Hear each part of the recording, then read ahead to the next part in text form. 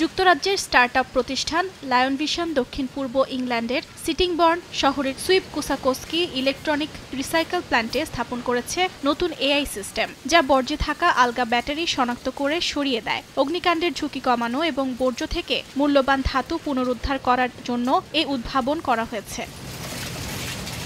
Camera নির্ভর এই প্রযুক্তি কনভেয়র বেল্টে থাকা বর্জ্য স্ক্যান করে, পাশাপাশি লিথিয়াম আয়ন সেল, ডিসপোজেবল ভ্যাপের মতো আইটেম শনাক্ত করলে সংকুচিত বাতাসের জেট দিয়ে তা মূল স্রোত থেকে ছিটকে ফেলে। প্রতিষ্ঠানটি জানায় এই প্রযুক্তি নিরাপত্তা ও উৎপাদন দক্ষতা বাড়াবে।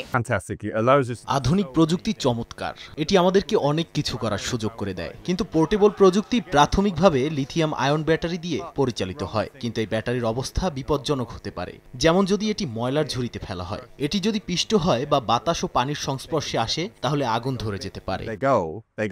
লায়ন ভিশনের machine learning engineer George Hawkings জানান, নতুন ব্র্যান্ড ও ব্যাটারির ধরন অনুযায়ী মডেলটি ক্রমাগত আপডেট হচ্ছে। যুক্তরাজ্যের ইনোভেশন ফান্ডিং এবং ম্যানচেস্টার বিশ্ববিদ্যালয়ের সহায়তায় প্রযুক্তিটি উন্নয়ন করেছে প্রতিষ্ঠানটি।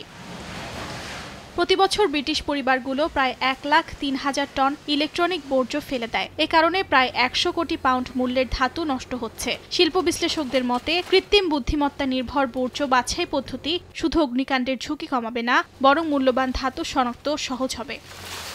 অর্জিতা শেহজিন, সময় সংবাদ।